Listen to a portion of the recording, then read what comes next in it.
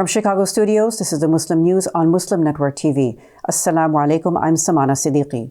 Today we are bringing you the best reports and analyses of the week. Let's start with the reports.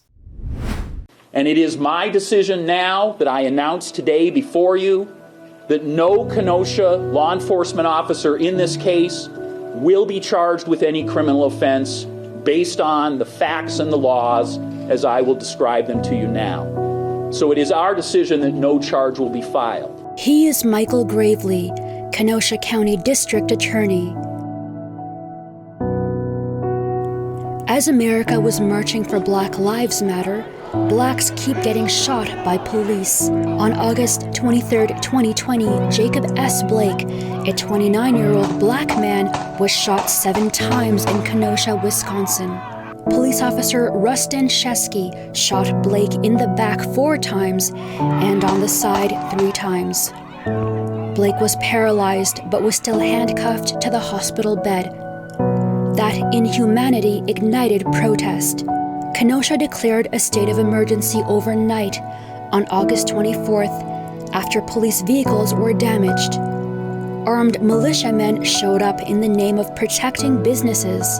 Among them was a 17-year-old Kyle Rittenhouse. He came from the neighboring state of Illinois. He brought an AR-15 style semi-automatic rifle. On August 25th, he killed 2 white protesters and injured a 3rd one. He was arrested the next day and charged with first-degree intentional homicide. Why did Rittenhouse go to Kenosha? Why did he take a semi-automatic rifle with him? Why did he shoot unarmed men? He says he went to protect a business. Isn't that the job of the police? Why was he taking the law into his hands? How was he able to join other armed white males that evening? Was he a part of some militia? Was he responding to a call? His defense lawyers argue the shootings were in self-defense. No one might have died that night if Rittenhouse had not showed up with his semi-automatic rifle. He says the rifle looked cool. U.S. civilians own 303 million guns.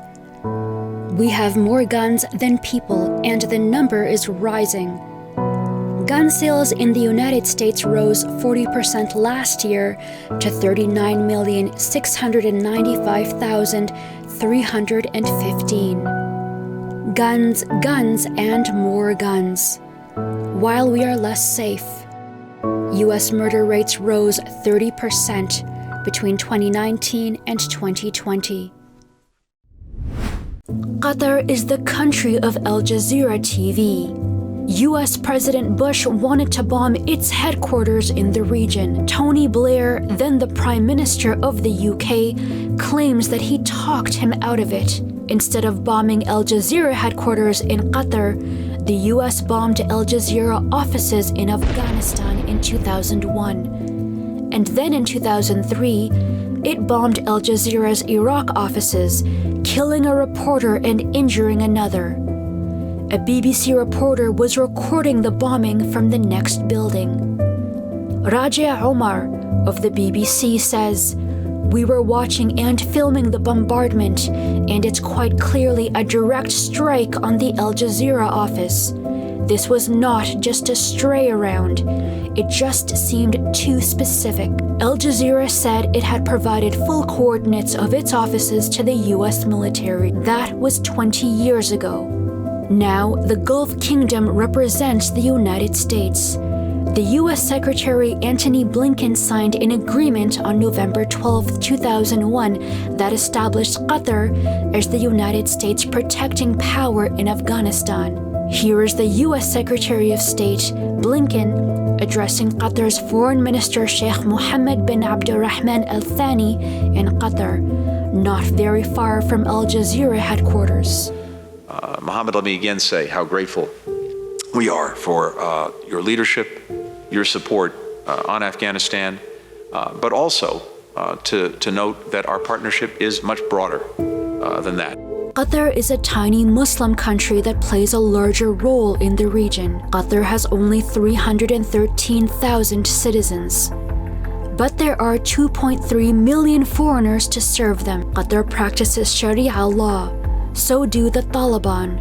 Qatar hosts the largest US military base in the Middle East.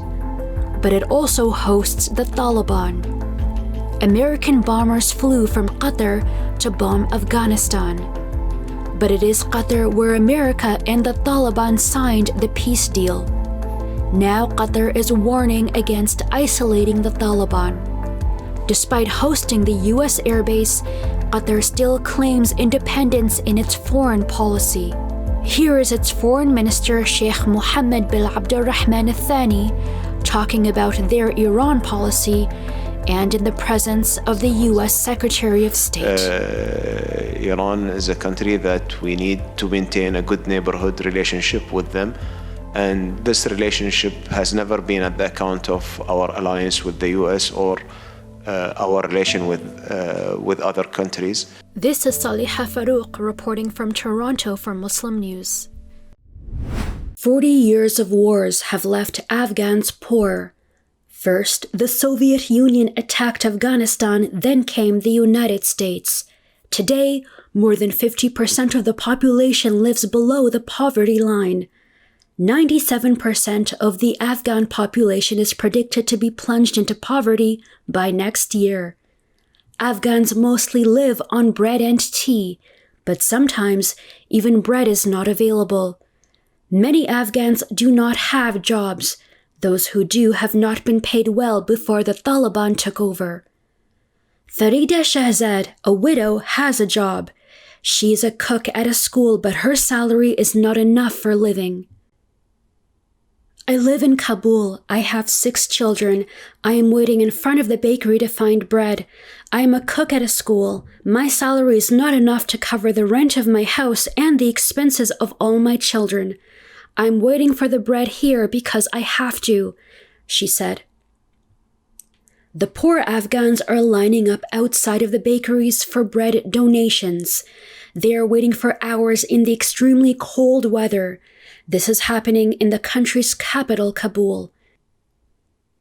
Here is an Afghan woman, Mava Niyazi.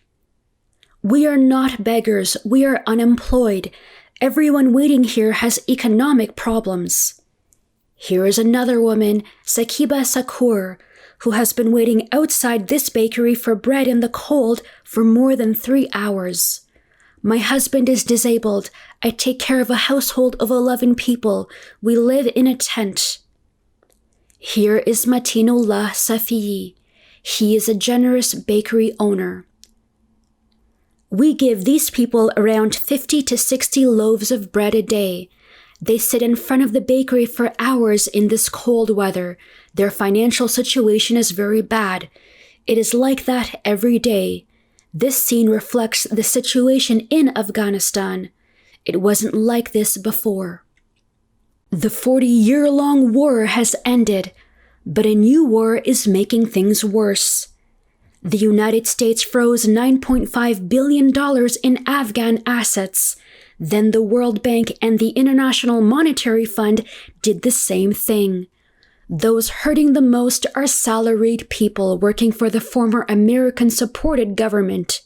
The UN forecasts that around 22.8 million people, or over half of Afghanistan's population, will face severe food problems. This is when the world is closing its borders and eyes from Afghanistan. Thank you for watching the reports. Let's take a quick break, and we'll return with the best analysis segments of the week.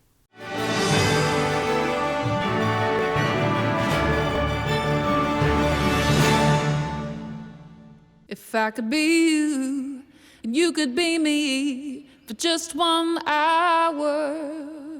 Walk a mile in my shoes. Walk a mile in my shoes. I am what hunger looks like in America. I am an 8-year-old girl who's not excited for the last day of school. Because this may be the last time I'll have lunch. Till September. I am a single father of 2 who works 3 part-time jobs And that's still not enough to put food on the table. I was created by artificial intelligence from faces of the 1 in 8 Americans who struggle with hunger. Feeding America, 200 food banks strong. There are 16 million children struggling with hunger in America. That's 1 in 5 daughters, sons, neighbors, and classmates who don't know where their next meal is coming from. Yet billions of pounds of good food go to waste every year. It's time we do something about it. Feeding America is a nationwide network of food banks that helps provide meals to millions of kids and families in need. Visit feedingamerica.org to help them feed even more. Together, we can solve hunger. Together, we're feeding America.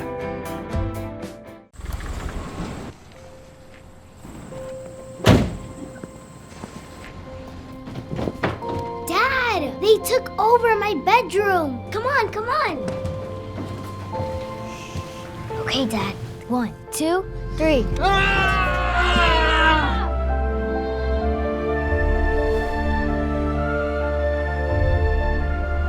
Dad!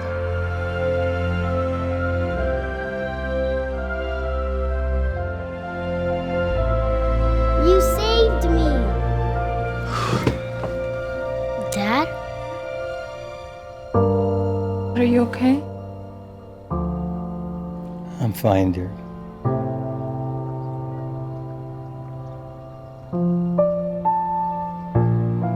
Your hero needs you now, and AARP is here to help. Find the care guides you need at aarp.org/caregiving.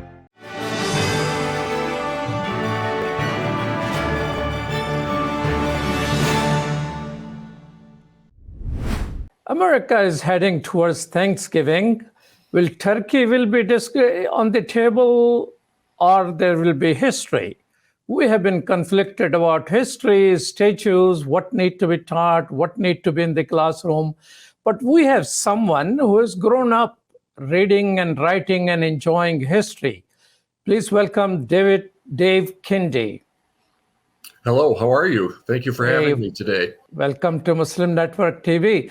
So tell me, when you were growing up, what were they teaching you in school about the savage Indians being cornered, or what were you learning about Thanksgiving? Oh, they didn't go too much about the savages back then. However, I did learn that from watching 1950s and 1960s cowboy movies on television. We got a rather distorted view of it. However, when I was a child, what they were teaching us about Thanksgiving was pilgrims with belt buckles on their hats, and Native Americans with these big full headdresses, and everybody sitting down around a big table and then big smiles and having Thanksgiving turkey. And the reality is what we were taught in grade school as children is quite a bit different than the real truth about the holiday. You have written in the Smithsonian magazine, which is because of its history and the institution is pretty authoritative. Tell us that how is a couple of lines about Thanksgiving grew up to be such a major myth and a holiday? It's really quite interesting. It follows several different paths. The tradition of the original Thanksgiving, what we call the first Thanksgiving in 1621 and here in Plymouth, was actually a harvest feast, which probably happened in late September or early October, not in November like we have it here today, like we celebrate today. The Pilgrims were very appreciative of the bounty that they had after a terrible winter. They had been decimated with illness. They lost half of the settlers from sickness, but their crops were good that summer, and they were very happy with that, and they wanted to celebrate which was a common tradition in England, and also among the Wampanoag Indians, that the Native Americans that lived here. Celebrating the harvest was also a very popular event. So it was something that many cultures do across time to be thankful for the bounty that they have at a given time, because the weather and conditions can be so unpredictable. It kind of got a little twisted following down the line. What happened was they did it for 1 year. It was not repeated. There was a Thanksgiving that the Pilgrims did a couple of years later, but that was because of a spring event where they had a drought and had very little rain, and all of a sudden they got rain in the summer, and it saved all their crops. So they were very thankful for that. And somehow the two kind of got mixed up and confused over the course of time. And a lot of the images that we have today about Thanksgiving come from our Victorian era here in the United States, and kind of like a little bit of an unusual look at how things actually happened back then. So you mentioned that historically, only one person has mentioned in 2-3 lines about that event 400 years ago today. Then how the rest of the history has been built around it? I mean, in your article, you talk about the other people, and you also talk about what Native people thought about it, how their thinking of the 400 years came to us. It's rather interesting. In New England, there was a tradition around the 18th century into the 1700s where some people celebrated like they perceived the pilgrims did, and that tradition kind of kept going on. There was a woman, and I've forgotten her name at the top of my head, but she pushed for years to get the United States government to recognize Thanksgiving as a holiday. This is back in the 19th century. And Abraham Lincoln eventually did do so. He did recognize it as a holiday in November, which also happened about the same time as the Gettysburg Address, which was in November too. So things kind of snowballed from there. And it really kind of got confused. It all happens about the time that in a very young United States, when people are trying to come up with a foundation ideology, if you will. How did things get started here? And they turned to Plymouth, Massachusetts, because that was the first surviving colony, English colony. It sort of grew from there. One of the things that we don't know an awful lot. Edward Winslow wrote the like a very short paragraph about this celebration, this harvest feast that they had, and that's really all we have to go on. William Bradford, the governor, also wrote about the bounty of that fall, but not specifically mentioning the harvest feast. But he does mention wild turkeys in his account. Which is interesting because that's the only reference that we have to the fact that turkey might have been served at the first Thanksgiving or the first feast in 1621. Now, you mentioned in 1970, Native people started observing Thanksgiving as a day of mourning. Who started that, and was there a big discussion, or one person started it and gradually it was caught on? It started in 1970 when they were having a 350th observation of the Pilgrims landing in 1620.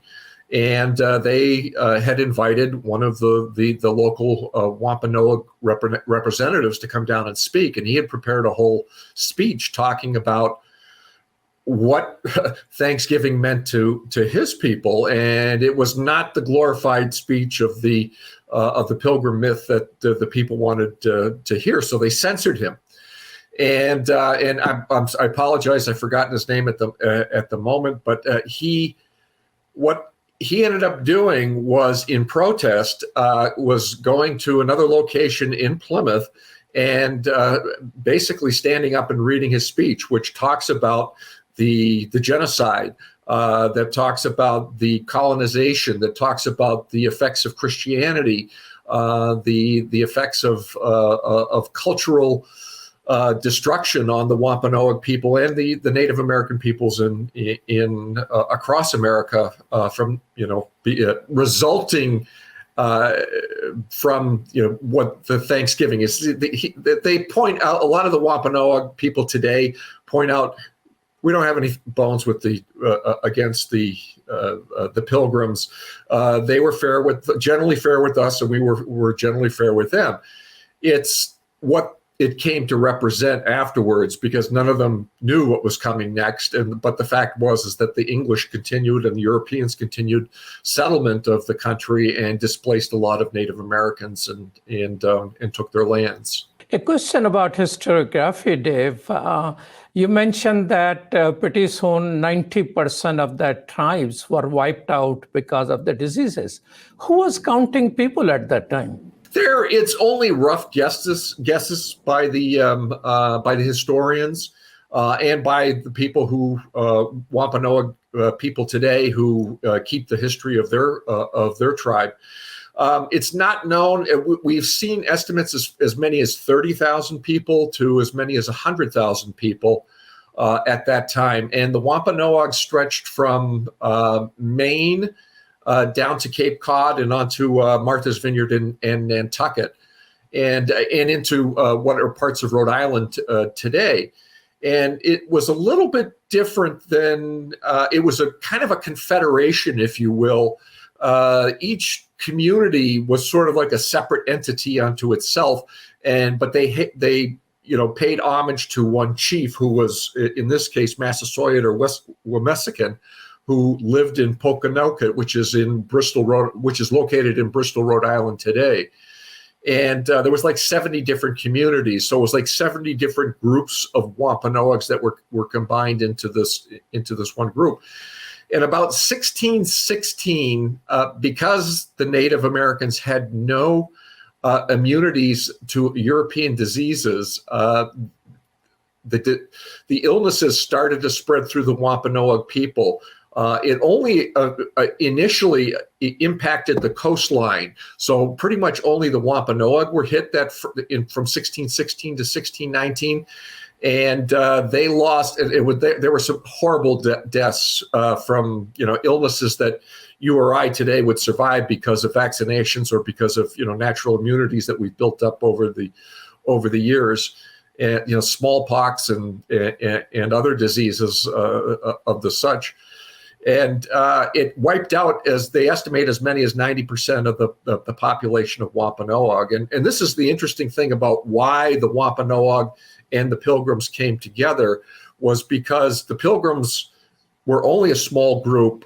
They started out with about 100 people. By the end of the first winter, they were down to 50 because of illness.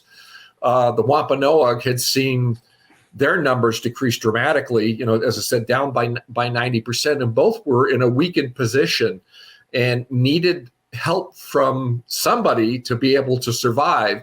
So it was really providential that the Pilgrims landed here in Plymouth where they did, because if they had landed anywhere else, they probably would have been met with a firmer resistance. In this case, the Wampanoag, who are generally a peaceful people, recognizing that the English had some power, were willing to sign a defense treaty with them. It was a mutual defense treaty. If either one would be attacked, then they would be supported by the other. And in the case of the Wampanoags, they were concerned about Narragansett tribe, which had not been decimated by the illnesses that the Wampanoag had been hit with, and were very much stronger, and they were sort of natural enemies. They were always at kind of like fighting amongst each other. So they needed help to fend off that incursion.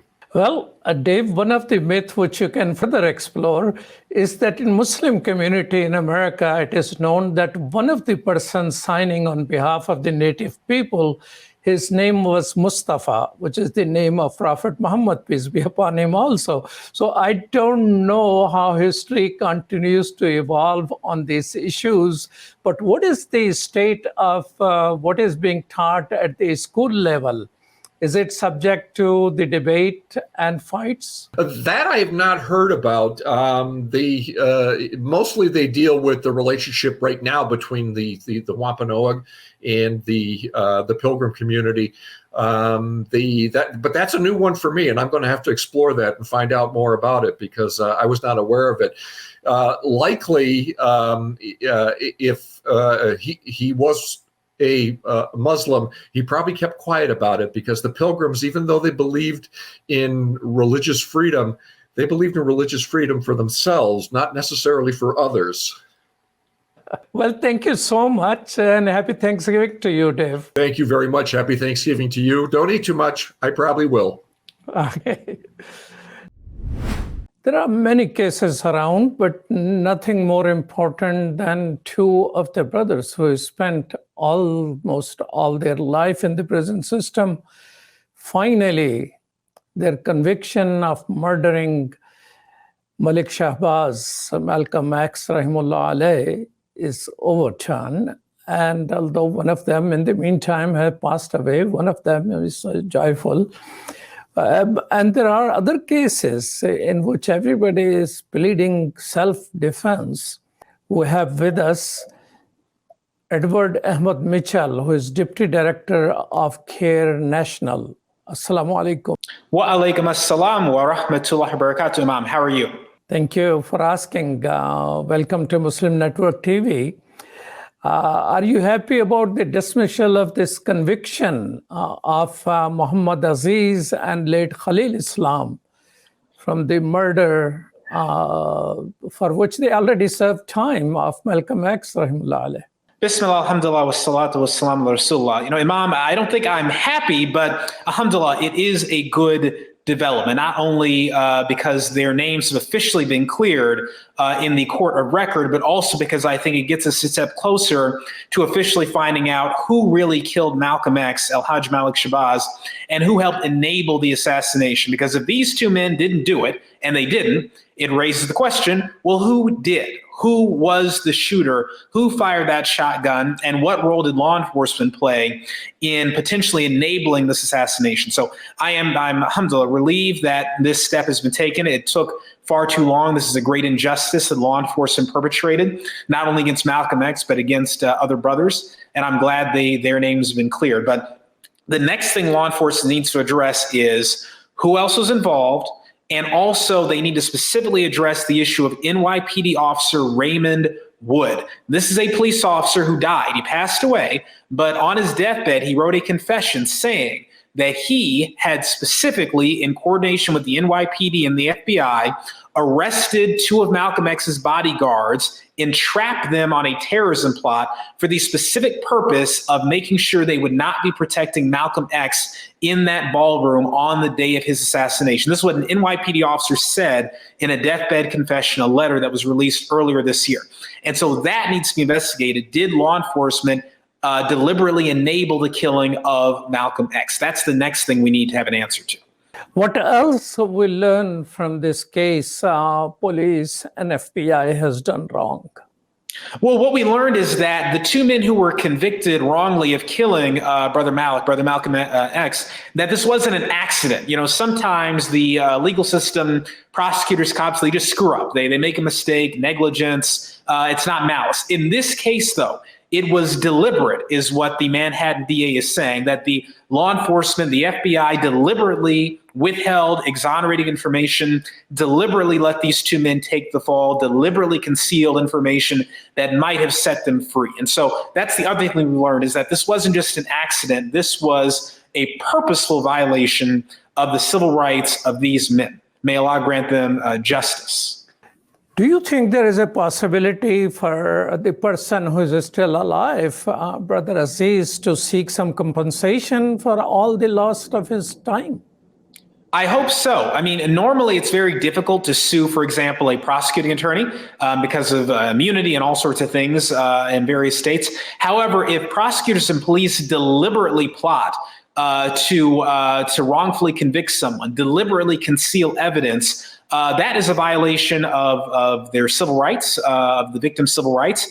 And there are opportunities to file lawsuits against the state, against the city, to seek damages. So he would have to, of course, talk to an attorney, but usually that would be a possibility in many jurisdictions. You know, you're in Atlanta and you have this Ahmaud Arbery case there. One of the things which is coming out of different cases is funny stuff. A lawyer says, defense lawyer, that, there should not be many black pastors in the courtroom. What is with Georgia black pastors? So they continue to intimidate people. Well, I think that was one of the oddest things I've ever seen in a trial. I'm not surprised that attorney might have been thinking that internally, but for him to say out loud, we don't want any more black pastors here, was a remarkable moment. And it shows you exactly what we're dealing with. That is the attorney for one of the men accused of committing this crime. And so it's telling. It says something about the environment there in that county, that this attorney felt comfortable saying that out loud, saying it in a court of law, saying it knowing that national television was broadcasting that trial. His argument was that the presence of prominent black pastors like Al Sharpton and Jesse Jackson and others would influence the jury. But his comment went beyond that. His comment didn't just say, we don't want famous pastors in here. His comment was, we don't want any more black pastors in here, singling out people because of their race. So it was an insane moment. And thankfully, the judge in this case in Georgia seems to be much more level-headed, I would say, than judges in other jurisdictions and another trial that I won't name. And he called those comments reprehensible and denied the attorney's request. Yeah, judges, is there a method of keeping an eye on judges themselves? I know for lawyers, there could be a process, but in Rittenhouse case, judge was making insensitive Asian jokes about his lunch. And while he's trying to keep everybody in order, who's going to keep him in order? Look, judges, when they've been on the bench for a long time, some of them stay humble. They stay down to earth. They are respectful. Some judges, sadly, develop what I would call a dictatorial type of personality. They are accustomed to ruling their courtroom like a kingdom. They lose touch with the common people. They lose touch with modern culture. And it shows on the bench and how they talk to people and the jokes they make. And that's sad. And it's frightening when you're trying to have a murder trial that is deadly serious. So there are ways to hold judges accountable. In Georgia, we have a judicial qualifications commission that can investigate and remove judges if they breach certain ethical or legal duties. In the case of Wisconsin, what the judge said that would not qualify, most likely. Furthermore, if judges show they are biased, very clearly biased, an attorney can make a motion to have that judge removed, but the judge himself gets to decide whether or not he should be recused, and then, of course, they can appeal to a higher judge. It's rare it happens, but that is a possibility. So either an investigation by the relevant judicial counsel if a judge violates the law or ethics, or in court, attorney can make a motion for that judge to be recused and see what happens. Those are usually the two ways you would get rid of a judge who's causing a problem. Brother Edward, in Rittenhouse case, as well as the Arbery case, the defense is self-defense.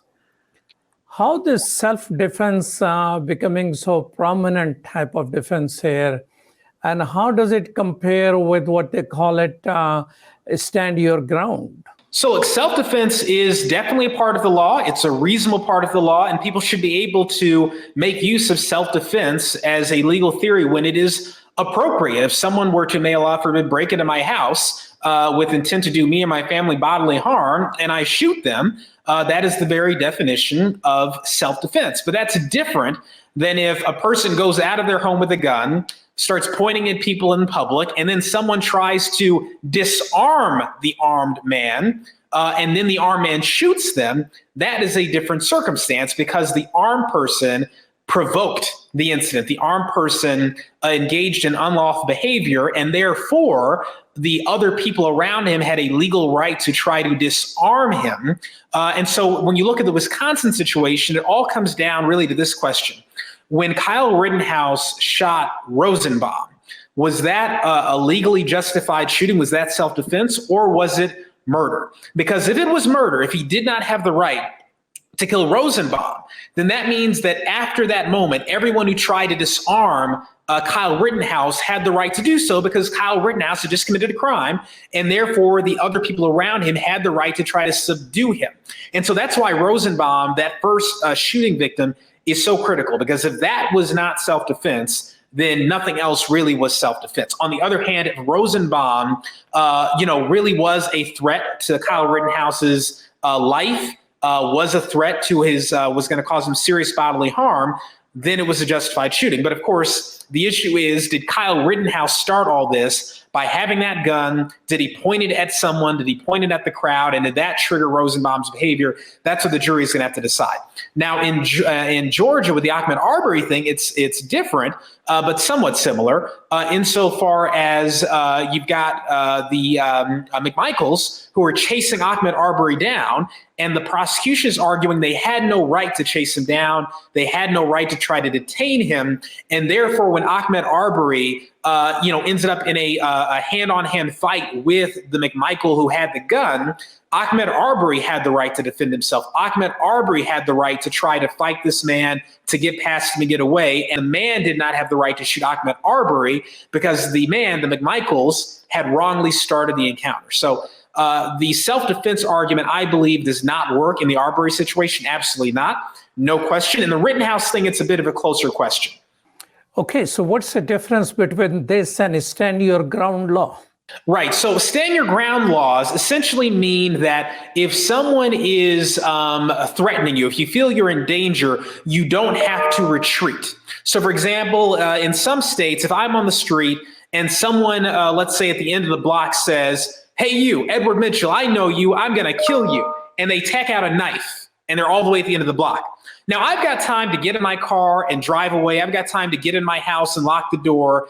Stand your ground law means I don't have to run away. I can stand right there on the street. I've got the right to be there on the sidewalk. I don't have to run away. I can stand right there, watch that man come up to me with a knife, and I don't have to run away. And then if I've got a gun on me, I can shoot him the moment he actually tries to cause me harm. That's a stand your ground law in a very rudimentary way, that you don't have to run away. You don't have to try to flee before defending yourself with deadly force. Whereas in most states, the law would be that if you have an opportunity to flee, to get away, you can't leave yourself in a dangerous situation and then kill someone. That is legally problematic in other states. Tell us why, in the case in Wisconsin, Kenosha, the gun is no longer a part of the charge. I mean, the person was not from that area. He came from the nearby state. He brought a huge rifle, and he was a teenager. Why that particular charge is dropped? So, the judge indicated that he was dropping that charge because the description of the type of gun that counts as a dangerous weapon under Wisconsin law, he thought was too vague and may not apply to the gun that Kyle Rittenhouse is carrying. Something about the length of the barrel, a short barrel gun versus a long barrel gun. Again, I don't practice Wisconsin law, but that was the judge's argument. I will say that for the average person, obviously looking at that charge, carrying a dangerous weapon while under the age of 18, your average person would say, well, look, if an AR-15 rifle isn't a dangerous weapon, what is? But again, the exact text of the law matters. And so that is what had to be considered in court. The judge decided to cut him a break and drop that charge. That is the charge that I think he was most likely to be convicted on of all the charges. And so the judge gave him, I think, a great benefit in dropping that charge. Well, thank you so much, Brother Edward Mitchell, for your time. Truly appreciate that. Assalamu alaikum. Wa alaikum assalam wa rahmatullahi wa barakatuh. Thank you, Imam. Thank you for watching the best of Muslim news. For more content, keep watching Muslim Network TV or visit muslimnetwork.tv. Yet another reminder, as we gather with our families, please enjoy your food thoughtfully and pray for those still struggling. And as COVID-19 cases rise again, please be careful as you gather and celebrate. Happy Thanksgiving, salam, and good night.